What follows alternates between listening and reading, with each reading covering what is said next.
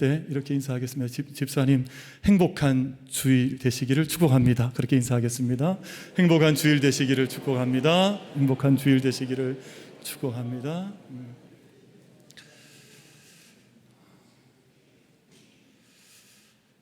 저는 오늘 일부 찬양, 일부 예배 때 우리 호산나 찬양 많은 은혜를 받았습니다. 많은 은혜 받고 이 찬양에 참여하지 못하면 섭섭하고 또 정말 아쉬움이 많겠다 하는 생각을 하고 또 일부 예배를 함께 올려드렸고 또 2부 예배에 올라와서는 우리 시온 찬양대 귀한 찬양 너무너무 감사해서 그 찬양에 함께 참여하고 또 은혜도 누리고 또 감사한 하나님의 숨결도 누리고 그런 은혜를 얻었습니다. 여러분, 저희가 매 주일마다 주일을 맞이하고 또 주일을 지나는데 우리가 매 주일 한 주일 맞이하는 모든 주일을 하나님 안에서 함께 보냄으로 하나님께 함께 올려드림으로 하나님께서 허락하시는 지극한 복, 우리가 지복이라 그러거든요. 그 은총과 샬롬과 복을 마음껏 누려나갈 수 있는 우리 모든 난민 가족들, 예배자들 다 되어지시기를 주님의 이름으로 축복합니다. 그래서 주일에 행복을 못 누리면 어떡하나 하는 걱정도 되는데 한 번만 더 조금 전에 인사 안 하셨던 분들과 다시 한번 눈을 맞추시면서 인사하시는데 이번에는 그냥 짧게 하겠습니다. 행복하십시오. 그렇게 인사 한번 하겠습니다. 좀 인사 못 하셨던 분들하고 한번 인사하겠습니다. 행복하십시오. 네, 행복하십시오.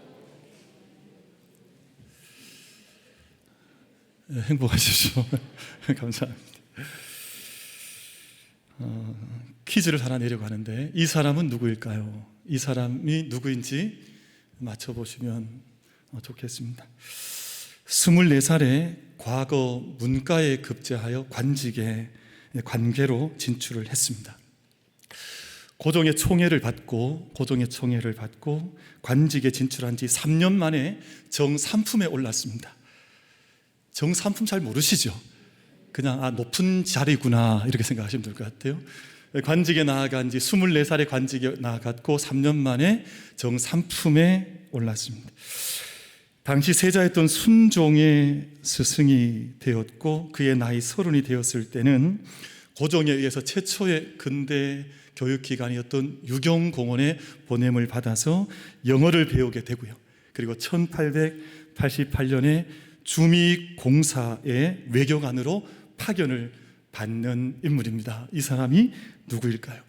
이 사람은 시와 글씨를 즐겨해서 당대 최고의 명문장가로 글씨를 쓰면 글이 정말 당시에는 이 사람의 필체를 따라갈 수 없을 만큼 시와 글을 즐겼던 그런 사람이었었고요. 1896년 2월에 독립협회 결성에 참가를 하고 그리고 2년 뒤에는 독립협회 회장에 피선이 되어서 얼마의 기간 동안 독립협회 회장을 지내기도 했던 분입니다. 이분이 자기의 사제 가운데서 100원을 출연을 해서 100원 그러니까 또 웃는 분들이 계신데 당시에 100원은 큰 돈이었습니다. 100원을 독립협회의 희사를 자진 납부를 해서 독립문을 세우는데도 앞장을 섰던 인물입니다. 이 사람은 누구일까요? 제가 이제 이렇게 주관식으로 드리면 어려우니까 객관식으로 좀 하겠습니다. 단재 신채호, 백범 김구, 도산 안창호, 월남 이상재, 서재필 선생님. 여기까지 안에는 답이 없습니다. 이분이 누구냐? 제가 1부 예배 때 여쭤봤더니 1부 예배 때는 서재필 같다 이런 분들이 많았는데 그럼 이 사람은 누구냐 하면 바로 이완용입니다. 사실은 우리가 생각지 못했던 바로 24살의 관직에 나아가고 또 3년 만에 정삼품에 올라가고 시와 글의 모든 일에 능했고 나라의 재산까지 지낼 만큼 그 수많은 그 대신의 자리에 여러 대신을 거쳐갔던 바로 이 사람이 이 나라를 판 사람으로 오고 오는 세대에 기억되고 있는 매국노 을사오적 가운데 한 사람인 이완용이라고 하는 입니다.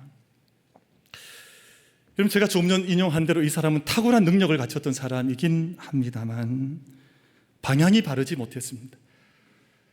여러분, 시계가 완벽하다 할지라도 나침판이 잘못되어지면 그 시계가 쓸모가 없어질 수 있는 것처럼, 왜냐하면 방향을 잘못 잡게 되면 내가 아무리 완벽한 시계를 가지고 있다 할지라도 잘못된 방향으로 나아가게 되듯이 그가 가지고 있었던 모든 완벽한 능력과 실력과 총명함과 시와 문장을 하는 모든 것들이 결국은 그를 을사오적의 한 사람으로 나라를 팔아 잘못된 사욕을 추구를 하고 자기 욕망을 쫓아서 잘못된 욕심에 자기 스스로를 던져넣었던 사람으로 귀결이 되어졌으니 그의 능력이나 총명함이 그에게는 오히려 화가 되지 않았을까 하는 생각을 가져보게 되는 것입니다. 여러분, 이완용의 그 글씨를 보면 당대 최고라 그래요. 저도 한번 살펴봤는데 정말 필체가 저는 글자를 잘 보지 못하는 사람이지만 보면 정말 글자가 어마어마한 힘이 있구나 하는 생각을 할 만큼 글을 잘 썼습니다.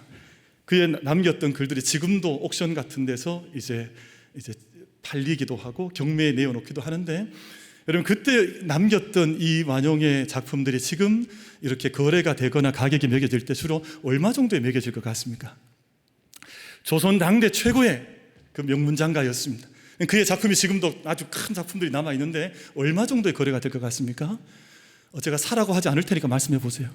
괜찮습니다. 그래서 얼마 정도의 지금 이렇게 서로, 이완용의 작품은 지금 약 20만 원에서 50만 원 정도 이렇게 사람들 사이에 거래가 돼요. 그래서 어떤 사람들은 왜 그 사람의 작품을 사야 되냐 이렇게 막 야단하는 사람도 있지만, 수집가들 중에는 이것도 우리의 역사이니 부끄럽고 수치스럽지만 이것도 우리가 간직해야 하니 이것을 내가 수집한다 해서 몇십만 원의 이완용의 글을 보관하는 사람도 있습니다. 그런데 안중근 의사는 같은 세대를 살았던 사람인데, 여러분 매국노 이완용이 아니라 의사 안중근 의사도 위순감옥 같은 데서 작품을 남겼습니다. 그 간수장이나 또 옥수장의 부탁으로 글을 써서 지금도 유목으로 남아있는 작품들이 있는데, 여러분 그분의 작품은 가격이 옥션에서 얼마 정도 오갈 것 같습니까? 제가 안 판다니까요. 말씀을 해보세요. 제가 팔려고 하는 뜻이 아니면 얼마 정도가 가격이 매질 것 같습니까? 1억. 네, 1억 나왔습니다. 1억 나왔습니다. 우리 장군사님 몇 억? 10억. 안중근 의사가 남긴 작품은 요 정도 크기의 작품이 한 5억 정도 합니다. 그리고 방금 우리 장군사님 말씀하신 것처럼 좀 큰 작품은 10억을 호가하고 있습니다. 그러니까 이게 아까 이완용의 작품과는 1000배, 2000배 차이가 나요. 그러니까 삶의 자기의 일치를 가지지 못했던 사람의 남겨졌던 삶의 무게라고 하는 것은 몇십만 원이 지나지 않지만, 그 시대 자기의 삶과 자기의 의식과 걸어가는 삶이 일치했던 의사 안중근의 모든 작품은 지금도 글자에 지나지 않지만 글자 자체 이 사람의 모든 게 담겨 있다고 하는 가치 속에서 수십억을 호가하는 가격 안에서 사람들 안에 그 가치를 인정을 받는 것입니다. 여러분 이것이 바로 자기 성찰과 역사의식과 자기의 자리가 얼마나 일치하는가, 그럼 자기의 삶의 모습과 그리고 자기가 가지고 있는, 자기가 지향하고 있는 모든 삶의 모든 과정이 얼마나 연결되어져 이것이 혼란하지 않는가, 이것이 이반되어지지 않고 얼마나 온전히 하나로 되어져 있는가 하는 것의 결과라고 할 수 있을 것입니다. 사랑하는 우리 만민의 모든 예배자 여러분, 믿음의 사람들에게도 필요한 균형이 있습니다. 자기의 모든 총명과 자기의 의식이 일치를 이루지 못할, 균형 잡히지 못할 때 그의 삶이 무너져 내렸던 것처럼 오늘 우리 믿음의 사람들에게도 한결같이 일치되어져야 하고 균형을 잡아야 하는 것이 있는데, 그것이 바로 예배와 삶의 균형이라고 하는 것입니다. 우리의 삶은 예배 따로 삶 따로가 아니라, 예배는 예배대로 그 가치를 가져서 하나님 앞에 온전한 예배를 하나님께 올려드려져야 하고, 또 한 삶은 우리의 삶 그대로 예배가 함께 흘러나가서 삶으로 이어져가는 일치된 삶은, 균형된 삶을 함께 우리가 세워가야 할 필요가 있습니다. 어느 한쪽이 기울어지거나 둘이 조화를 이루지 못하거나 한쪽이 사라져버리면 우리는 온전한 믿음을 살고 있노라 그렇게 말하기가 어려울 것입니다. 여러분 요즘 저희들 주변에 요즘 이단들이 참 많은데요, 이단들의 특징이 뭐냐면 한쪽이 완전히 무너져 내려 있는 것이거든요. 그러니까 내가 가지고 있는 믿음을 가지고 있으나 이것이 이 힘이 있지만, 믿음의 힘은 대단한 사람들이거든요. 근데 이 믿음이 무엇을 향해 있는지, 어디로 가고 있는지 그 방향과 가치를 완전히 잃어버리고 오히려 세상을 분열롭게 하는 그런 모습을 보이고 있는 것이니까요. 그럼 저는 요즘 이단을 생각을 해보면 마치 모기떼 같다, 파리떼 같다는 생각을 하거든요. 그럼 세상이 어지러워지고 세상이 더러워지면 그 웅덩이 같은 곳에서 모기가 창궐을 하잖아요. 파리가 창궐을 하거든요. 그럼 더러운 곳에, 습한 곳에, 온전치 못한 곳에 이런 것들이 나타나서 사람의 생명을 괴롭게 하잖아요. 근데 마치 요즘 이 땅 가운데 있는 모든 것에 온전한 균형을 이루지 못할 때 이런 일들이 우리 주변에 나타나더라 하는 것입니다. 그럼 오늘 저희가 말씀을 통해서 이사야 1장 말씀을 읽으셨는데, 여러분 이사야는 전체 66장으로 기록된 긴 대예언서에 속하는 예언서의 가장 큰 예언서로 제가 보통 인정을 하는 책인데요. 그럼 하나님 말씀인데 1장에서부터 39장 말씀까지는 이스라엘과 유대에 대한 하나님의 심판의 말씀이 전체 39장에 걸쳐서 기록이 되어져 있습니다. 이스라엘의 죄악에 대한 하나님의 심판의 말씀이죠. 그리고 40장부터 55장 말씀까지는 약 15장에 걸쳐서 지금 이 바벨론 포로에 가 있는 이스라엘 공동체에 대한 하나님의 회복에 대한 말씀이 기록이 되어져 있거든요. 그리고 나머지 56장에서 66장 말씀까지는 남은 이스라엘의 남은 자들에 대한 자신들의 결단과 믿음의 삶을 촉구하는 말씀으로 66장 말씀까지 그렇게 기록이 되어져 있는데, 그럼 오늘 저희가 함께 읽었던 이사야 1장 말씀은 이 전체 66장 말씀을 여는 서론, 즉 인트로덕션 같은 역할을 하는 그런 서론의 말씀이에요. 근데 이 말씀이 심판이 주제인데요. 사랑하는 우리 만민 가족 여러분, 우리가 하나님을 섬기고 예배 생활을 할 때 우리가 잊지 말아야 할 것이 하나님의 심판대가 반드시 있다는 것입니다. 여러분, 저희는 신앙생활을 그냥 즐겁게 해나가다 보면 나는 심판이 없는 사람이겠거니 생각할지 모르지만, 여러분 모든 인생은 하나님 앞에 반드시 세워져서 심판대 앞에 설 수밖에 없는 인생들, 그 시간을 우리 거쳐서 하나님께 구원을 받고 하나님 앞에 나타나게 되는 것인데, 우리 만민 가족들 안에 내게 심판이 있을 것이라고 하는 심판대를 망각하거나 잊어버리는 성도님들이 한 분도 없게 되기를 주님의 이름으로 축복합니다. 그것이 우리의 삶을 경건하게 하고 우리 삶을 거룩하게 하고 우리 삶을 온전한 길로 인도해 나가는 영적인 지렛대가 되어주는 것인데요. 여러분, 오늘 이사야 1장 말씀이 바로 하나님에 대한 하나님의 심판에 있을 것이라고 하는 말씀인데, 그 심판의 이유를 말씀하기를 이렇게 말씀하는데, 너희의 모든 제의, 너희의 제사와 너희의 윤리, 너희의 삶이 나눠져 있지 않느냐. 오늘 하나님께서 이사야 1장에서 말씀하시는 이스라엘에 대한 심판의 목적은, 심판의 이유는 바로 이 한 가지입니다. 여러분, 제의와 윤리라고 하는 것은 오늘 우리에게 바꿔보면 우리의 예배와 우리의 삶이 분리되어 있다는 것입니다. 우리가 예배는 드리는데 삶이 예배와 함께 가지 않는 거예요. 우리 모든 삶 속에 예배의 생활이 예배의 정신과 가치가 담겨져 있지 아니하니 내가 너희의 그런 예배도 기뻐하지 아니하며 제사를 기뻐하지 아니하며 너희의 삶을 내가 기뻐하지 아니하노라 하는 그 말씀이 오늘 저희가 읽으셨던 본문 이사야 1장의 10절로 20절 말씀 사이에 기록이 되어져 있습니다. 그럼 언젠가부터 우리 사회에 많이 들려진 말 가운데 워라벨이라는 말이 있습니다. 이 말은 1970년부터 미국에서 먼저 시작이 되었던 말인데요, 이 말은 일과 삶의 균형을 말하거든요. Work and Life Balance라는 말인데, 우리가 일하는 것과 삶을 누리는 것이 균형을 잡아야 된다는 그런 뜻이잖아요. 이 말이 나타나게 된 이유는 우리 삶이 균형을 이루지 못하고 있다는 전제를 가지고 있는 말이거든요. 우리가 일하는 것과 내 삶을 온전하게 세워가는 것이 균형을 잡지 못한다. 그런데 오늘 저는 이 말씀을 우리 만민 성도님들에게 좀 편안한 마음으로 좀 소개하고 싶은데, 오늘 우리에게 좀 적용을 해보자는 말이에요.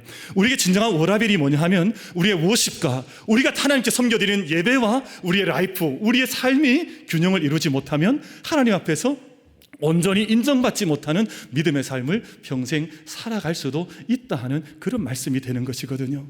여러분, 축복하기로는 우리의 예배와 우리의 삶이 분리되지 않고 오늘 우리가 드린 모든 예배와 우리의 삶이 함께 연결되어지고 상합되어지고 일치되어지고 균형을 이루는 믿음의 삶이 우리 모든 만민 예배자들, 우리 만민 가족들 가운데 이루어질 수 있게 되기를 주님의 이름으로 축복합니다.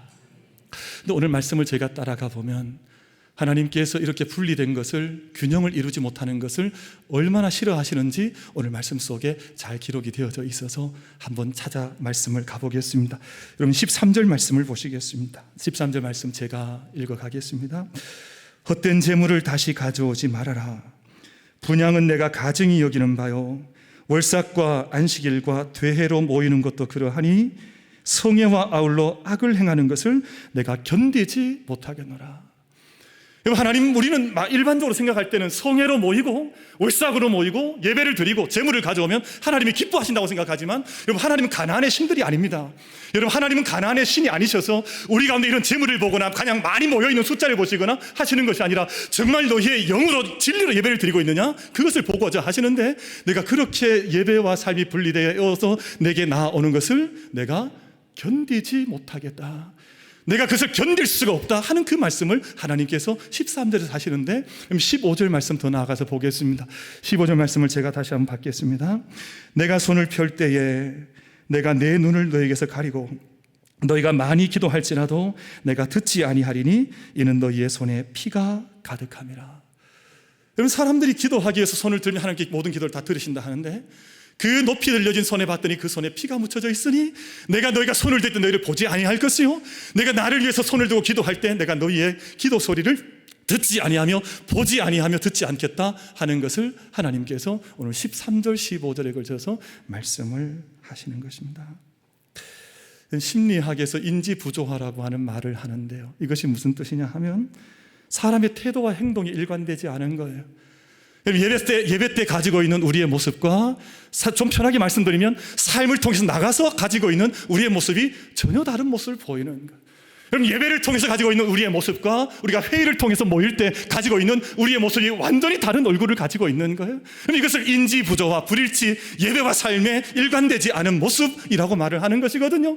그런 모습을 너희가 나에게 나오는 것을 내가 견디지 못하겠노라, 내가 그 손으로 너에게 손을 높이 들고 기도하는 것을 내가 차마 보지 못하겠고 내가 그 기도를 듣지 못하겠노라, 하나님께서 오늘 이사야 1장 말씀을 통해서 그 말씀을 하시는 것이거든요. 사랑하는 성도 여러분, 오늘 우리 주변에 일어나는 모든 일들이 이런 일들 아닐까요? 여러분, 정말 평범한 얼굴 같아요. 여러분, 요즘 우리 주변에서 일어나는 일들을 일으키는 사람들의 얼굴을 보면 우리 얼굴과 다르지 않습니다. 여러분, 저는 초등학교 때 이렇게 북한 사람들은 늑대 얼굴을 하고 있다고 생각을 했어요. 왜냐하면 그 책에서 그렇게 그린 책이 많았습니다. 몸은 사람인데 늑대 얼굴을 하고 있고 총을, 옛날 북한 정사에서는 따발총을 메고 있는 그 모습을 늘 제가 많이 봐서 북한 사람들 얼굴은 그런 늑대일 거라고 생각을 했어요. 근데 봤더니 그게 아니에요. 북한 사람들 중에도 저희보다 인상 좋은 사람도 많아요. 아니, 그러니까 요즘 주변에 벌어지고 있는 모든 사람들 상황 속에서 인지부조화, 예배와 삶의 불일치, 그 얼굴을 가지고 있는 것과 삶의 중심의 모든 것들이 함께 일치되지 못하는 모습들이 우리 주변에 얼마나 많은지 모르겠어요. 여러분, 지금 극장가에서 아마 사람들에게 아주 인기를 얻고 있는 영화 중에 오펜하이머라고 하는 영화가 지금 개봉 중인 걸로 알고 있는데요, 여러분, 오펜하이머를 이제 선전하는 그 영화를 알리는 아주 대표적인 이제 문구 중에 나는 이제 죽음이 되었고 나는 세상의 파괴자가 되었다라고 하는 광고 카피 문구가 있습니다. 이 문구는 카피 문구가 아니라 실제로 오펜하이머가 일본에서 수십만의 사람들이 나가사키와 일본에서 죽었다는 소식을 듣고 나서 스스로 고백하는 말이 나는 이제 죽음, 나는 세상의 파괴자가 되었다 하는 그 말이었었거든요.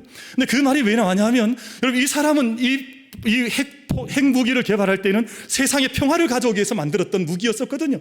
내가 이 무기를 만들면 세상에 평화가 오겠거니. 근데 자기가 들었던 소식은 수십만 명이 자기가 만든 손에 죽어나가니 이제는 내 손에 피가 묻었다는 자괴감 속에서 평생을 정신질환을 앓고 우울증을 앓다가 60대 초반에 죽음을 당하고 말았습니다. 미국 정부로부터는 배신자로, 러시아의 스파이로 인정을 받아 그렇게 의심을 받고 외로운 인생을 살다가 죽음에 처하고 말았습니다.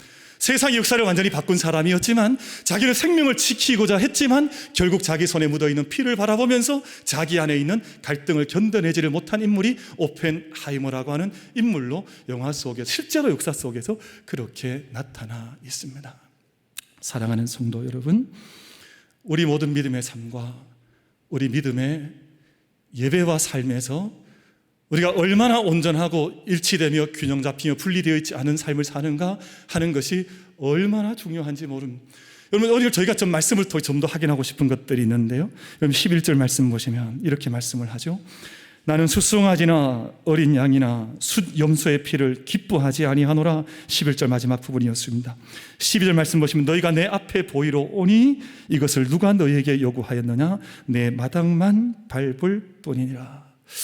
내가 내 바닥만 밟는 그 예배에 나는 기뻐하질 수가 없고, 내가 온갖 산천의 강수처럼 메고 오는 그 모든 재물의 크기를 나는 오히려 거부할 수밖에 없는 나의 안타까움과 고통이 너희를 향해 있노라 하는 이 말씀을 하나님께서 오늘 이사야 1장 말씀에서 이사야 전체 말씀의 서론의 말씀으로 우리에게 주시는데요.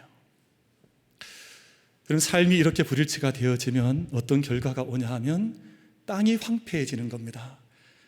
삶의 불일치가 이루어지게 되면 삶이 황무지가 되어지고 황폐가 되어져서, 여러분 오늘 여러분 성경을 혹시 성경을 펼쳐놓으신 분들 계시면 7절 말씀 보시면 이렇게 기록이 되어져 있습니다.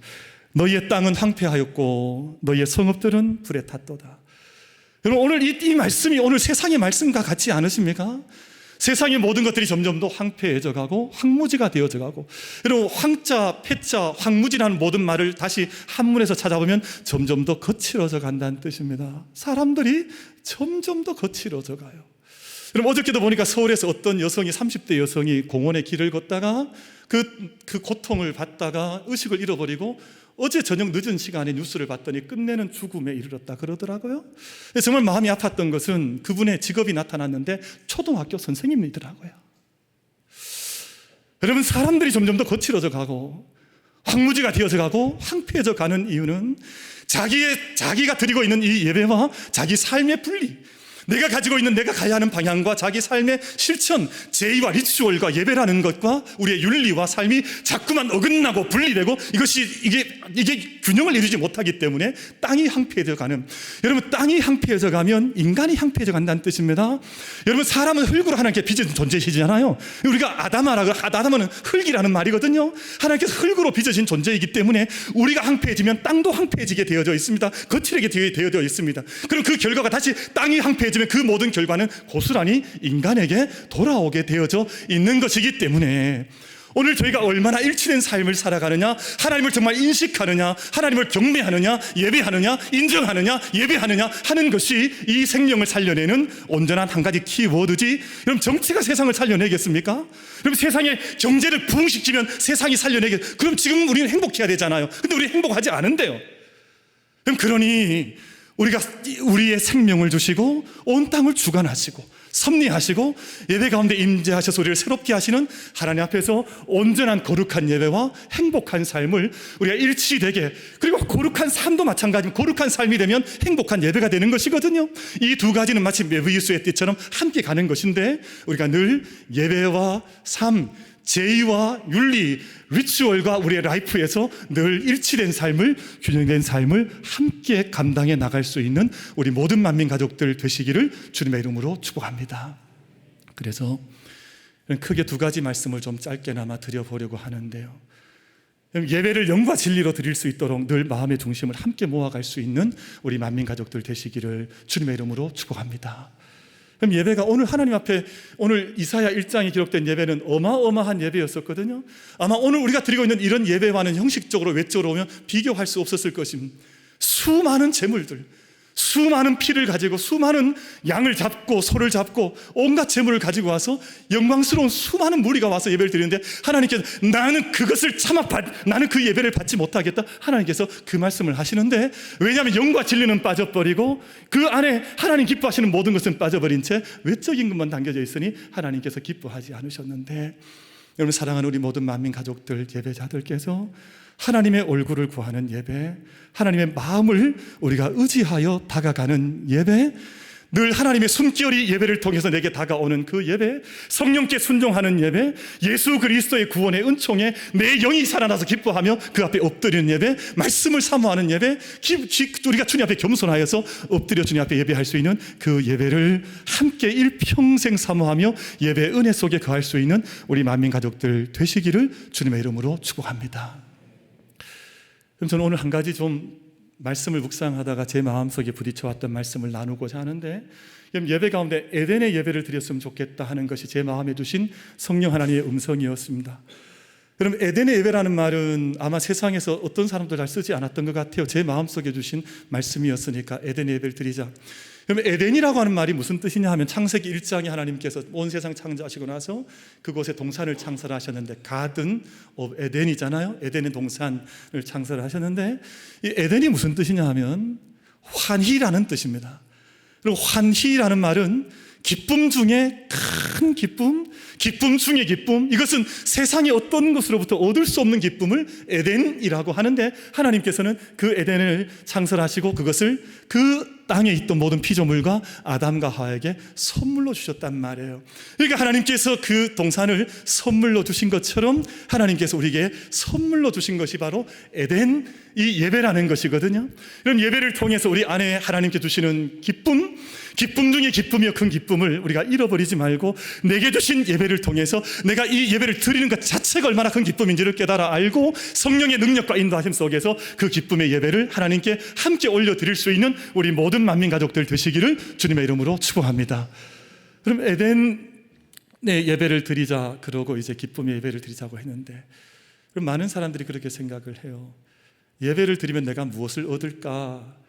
내가 예배를 드리면 무슨 유익이 있을까? 그걸 이야기하는 분들이 많아요. 그래서 어떤 분들은, 저도 이제 그 말씀을 잘 이해를 하긴 합니다만, 저한테 인사할 때도 목사님 오늘 좋은 말씀 주세요, 뭐 이런 인사를 하거든요. 저도 그 동의가 되긴 합니다만, 뭔가를 이제 예배를 통해서 내가 얻겠다고 하는 의지가 있잖아요. 근데 예배는, 사랑하는 성도 여러분, 예배를 통해서 무엇을 얻는 것이 아니라 예배 자체가 하나님의 은혜인 줄로 믿고 고백할 수 있는 우리 만민 가족들이 되시기를 주님의 이름으로 축복합니다. 여러분, 예배 자체가 은혜입니다. 예배 찬양할 수 있는 것 자체, 기도하는 것 자체, 하나님의 임재 앞에 나와서 그분의 얼굴을 구하고 그분의 숨결을 느끼고 그분의 숨결 안에서 내가 생명을 호흡을 하고 하나님의 임재 안에, 임마누엘의 은혜 안에 거하고, 우리가 세상 그 어떤 것 가운데 거하는 것이 아니라 예배 자리에 머물러 있는 것 자체가 은혜인 줄 알고, 내가 예배를 통해서 다른 어떤 것을 얻으려고 하는 인생이 아니라 예배를 통해 나는 하나님을 얻습니다, 하나님 안에 거합니다라고 하는 그 믿음의 근본적인 고백이 우리 모든 만민 가족들 가운데 있게 되기를 주님의 이름으로 축복합니다. 그럼 이것을 잃어버리게 되면 우리 예배를 통해서, 예배 안에 서 있지만 늘 목마를 수밖에 없습니다. 우리 예배 안에 나오지만 뭔가 다른 것을 얻고자 하는, 그러나 그것이 아닙니다. 여러분, 예배는 주일에 우리가 다른 성도들도 만나서 교제를 하지요. 우리 예배를 마치고 나면 오늘 5층에 가면 오늘 최인한 집사님, 우리 타곤자 권사님께서 가정에서 내신 식사를 또 하게 될 텐데 식사도 하죠. 또 1층에 가서 뭐 이렇게 커피도 하고 좋은 것들이 많습니다. 그러나 가장 좋은 것은 예배 그 자체임을 잊지 않는 우리 만민 가족들 다 되시기를 주님의 이름으로 축복합니다. 그 자체가 환희요, 그 자체가 기쁨이요, 그 자체가 에덴이란 말이에요. 여러분, 예배를 통해서 오늘 우리가 기억해야 될 것이 있습니다. 하나님께서 에덴을 창설하실 때, 창설하시는 그 모든 것을 만드실 때 하나님께서 하나하나의 이름을 부르셨거든요. 빛을 좋아하시고 이걸 좋아하셨고요, 땅과 하늘을 하나님께 좋아하셨고, 토부라고 하는 히브리 말에서 토부는 좋다는 말이거든요. 모든 것을 다 좋아하셨습니다. 그리고 에덴을 그 환희의 기쁨의 동산을 만드시고 그곳에 하나님께서 사람 아담과 하와를 구원해 주셔서 살아가게 하셨습니다. 모든 삶 자체가 예배였었고 삶이 나누어지지 않는 것이 바로 에덴이라는 것이었었거든요. 예배 따로 삶 따로가 아니라 모든 것이 예배인, 모든 것이 삶으로 이루어지는 그것이 바로 환희의 동산 에덴이라고 하는 예배의 초소였습니다. 오늘 예배를 통해서 하나님께서 모든 것을 하나하나 좋아하셨던 것처럼 오늘 모든 예배자 한 분 한 분을 하나님께서 얼마나 토부하시는지, 얼마나 좋아하시는지, 하나님께서 나를 얼마나 기뻐하시는지 그 은총을, 그 하나님의 기뻐하심을 성령의 은총 가운데 함께 고백하고 누릴 수 있는 우리 만민 가족들 되시기를 주님의 이름으로 축복합니다. 좀 느낌이 오셨습니까? 얼굴을 뵈니까 느낌이 오신 것 같기도 하고 아직 오다가 만 것 같기도 하고, 우리가 서로 이럴 때는 가르쳐 줘야 됩니다. 옆에 분 보시면서 하나님이 집사님을 너무 기뻐하신대요. 우리 그렇게 한번 인사하겠습니다. 서로 한번 인사하자. 하나님이 집사님을 너무너무 기뻐하신대요. 그 안 기뻐하는 분도 두 분 계신데 그분은 성전을 떠나가기 전 꼭 기뻐하실 수 있기를 바라요. 그럼 예배는 오늘 말씀에 거룩한 예배, 행복한 삶인데, 그럼 예배는 거룩함이라고 하는 은혜를 누리는데요, 그럼 한 가지 중요한 메시지를 좀 나누고 싶어요. 우리 자신은 거룩하지 않습니다. 여러분, 제가 예배를 아무리 많이 준비한다고 해서 목사가 가운을 입고 오늘 이 말씀을 준비하기 위해서 이사야 말씀을 묵상을 하고 또 묵상을 해도 저 자신은 거룩한 사람이 아닙니다. 저는 거룩할 수가 없습니다. 우리도 마찬가지, 어느 한 사람도 하나님 앞에서 다 죄인일 뿐이지 우리는 거룩하지 못함. 그런데 하나님께서 예배에 참여하는 모든 자를 거룩하다 하신 것은 하나님께서 우리를 거룩하다 받으시고 인정하시기 때문에 우리의 모든 예배가 하나님 앞에 거룩한 예배가 된 줄로 믿습니다. 그래서 우리는 주의를 통해서 거룩함을 경험하는 것이거든요. 세상에는 거룩함을 경험할 수가 없습니다. 세상에 아무리 많은 사람들이 좋은 이야기를 하고 철학적인 이야기를 하고 좋은 윤리적인 이야기를 해도 그것에 하나님이 계시지 않기 때문에 거룩함을 경험할 수가 없는데, 하나님께서 임재하셔서 하나님께서 하나님의 숨결을 통해서 거룩함의 숨결을 부여해 주시면 그곳에 거룩함의 은혜가 임하는 것입니다. 여러분, 창세기 2장 3절 말씀을 제가 좀 읽어 드릴 텐데, 창세기 2장 3절 말씀 중요한 진리를 말씀을 하지요. 여러분, 이렇게 말씀을 합니다. 하나님이 그 일곱째 날을 복되게 하사 거룩하게 하셨으니. 그럼 일곱째 날 자체가 거룩한 것이 아닙니다. 우리가 예배를 드린다고 인간들이 많이 모여 있다고 해서 거룩한 것이 아닙니다. 하나님께서 그 날을 하나님께서 구별하시고 복을 주시고 그것을 거룩하게 하셨기 때문에 그 날이 거룩해지고 그것에 함께하는 하나님을 바라보는 모든 예배자들이 거룩함의 은혜에 함께 참여하게 되는 줄로 믿는 것입니다.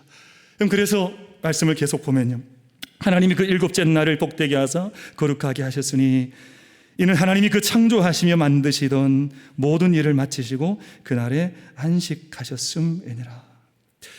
그래서 하나님 은혜 안에서 우리가 이 날을 예배로 살지만, 예배를 드리지만 이것이 우리의 삶으로 나아가서 함께 일치되는 삶을 우리가 걸어갈 때, 오늘 저희가 말씀의 제목을 삼은 것처럼 거룩한 예배, 행복한 삶이 우리 안에서 온전히 우리의 삶의 능력들로 경험되어서 마주하게 되는 것입니다. 여러분, 예배를 드리는데 하나님의 임재 안에서 예배를 드리고 그 예배가 삶으로 연결되지 못하면 얼마나 비참한 결과를 가져오는지 몰라요. 제가 오늘 말씀을 통해서 말씀을 거듭드렸습니다만, 예수님께서 마태복음 23장 23절에서 이런 말씀을 주셨습니다. 화 있을진저 외식하는 서기관들과 바리새인들이여, 너희가 박하와 해양과 근처의 11조는 드리되, 이 말은 모든 제의 행위를 다 했다는 뜻입니다. 박하를 드리고 해양을 드리고 근처의 11조는 다 드리되 율법에 더 중한 바 정의와 긍휼과 믿음은 버렸도다. 그러나 이것도 행하고 저것도 버리지 말아야 할지니라. 즉 예배와 거룩한 예배와 행복한 삶이 함께 가야 되지 않겠느냐, 이 말씀을 주신 것이거든요. 이제 말씀을 맺고자 합니다. 여러분, 오늘 말씀 18절 말씀을 좀 보시면 좋겠습니다. 이제 말씀 맺어 가려고 하는데, 여호와께서 말씀하시되 오라 우리가 서로 변론하자. 너의 죄가 주홍 같을지라도 눈과 같이 희어질 것이요 진홍같이 붉을지라도 양털같이 희게 되리라. 이 말씀은 예배의 능력을 말씀하는 거거든요. 예배가 얼마나 큰 능력을 가지고 있는지. 그러나 여러분, 저는 이 말씀만 알고 있지 그 다음 말씀을 잘 읽진 않았습니다. 그 다음 말씀 보시면 너희가 즐겨 순종하면 이라는 말씀이 있습니다. 여러분, 이 말씀은 18절 말씀은 우리 개역성경으로 번역이 될 때 오늘 이렇게 번역이 되었지만, 사실은 원래 원어에 따르면 두 가지로 번역을 할 수 있는데, 정말 너희 주홍 같은 죄가 눈과 같이 희어질겠느냐, 이런 질문이 담겨져 있는 말이거든요. 정말 너희 죄가 그렇게 희어질 것을 너희가 생각하느냐? 너희 진홍같이 붉은 죄가 양털같이 희어지겠느냐? 너희가 정말 그것을 원한다면 너희가 즐겨 순종해야 되지 않겠느냐? 너희 삶으로 제사를 드려야 되지 않겠느냐? 그 말씀이 오늘 이 말씀에 원래 의미로 담겨져 있는 것입니다. 그러면 우리가 어떻게 즐겨 순종해야 하겠습니까? 무엇을 즐겨 순종해야 하겠습니까? 무엇을 이 삶 가운데 나타내야 되겠습니까? 여러분, 오늘 본문에 다 답이 담겨져 있습니다. 여러분, 16절 17절 말씀 보시면 너희는 스스로 씻으며 스스로 깨끗하게 하라. 너희 삶 가운데 온전한 삶을 위해서 내가 왜 힘써야 되지 않겠느냐? 그 말씀 주시는 거잖아요. 내 목전에서 너희 악한 행실을 버리며 행악을 그치고 악을 멈추라는 것입니다. 너희 삶 가운데 나타났던 모든 악을 너희의 자유의지로, 너희의 의지로 너희가 멈춰야 하지 않겠느냐? 선악과를 따르고 했는데 그 앞에서 멈춰서서 너희의 삶을 돌이켜야 하지 않겠느냐? 그 말씀 아니겠어요? 여러분, 17절 말씀, 선행을 배우며 정의를 구하며 학대받는 자 도우며 고아를 신원하며 가부를 변호하는 너희의 모든 삶 가운데 사랑하는 것, 용서하는 것, 우리가 은혜의 삶을 위해서 힘쓰는 것, 이 모든 것들 속에 그것이 작은 것이 아니라 작은 하나의 실천과 삶을 통해서 거룩한 예배가 이루어지고 행복한 삶이 너희 가운데 이루어지지 않겠느냐 하시는 말씀이거든요. 사랑하는 성도 여러분, 예배와 삶은 사실은 구별이 됩니다. 예배는 예배이고 삶은 삶이죠. 그러나 믿음의 세계 안에 저희가 더 깊게 들어가 보면 이것이 나뉘어지지 않는 것임을 우리가 어느 한순간 성령의 감동하심 속에 깨닫게 되지요. 예배가 삶이 되어지고 삶이 예배가 되어지는 것입니다. 그래서 우리는 거룩한 예배, 행복한 삶이라고 이름을 붙이지만 어찌 보면 행복한 예배, 거룩한 삶으로 바꾸어 놓아도 메비우스 띠처럼 우리 이것이 일치되는 것임을 알게 되는 것입니다. 사랑하는 모든 만민 가족 여러분, 우리 모든 삶 가운데에서 하나님 앞에 예배로 나아가고자 하는 우리 영적인 열정들과 우리 삶 가운데 나타나는 모든 삶의 흔적들과 걸음들이 나누어지지 않아서 모든 것들이 예배요, 모든 것들이 삶이 되는 그 은총이 우리 만민 가족들 가운데 임할 수 있게 되시기를 주님의 이름으로 축복합니다. 기도하겠습니다. 아버지 하나님, 은혜를 감사합니다.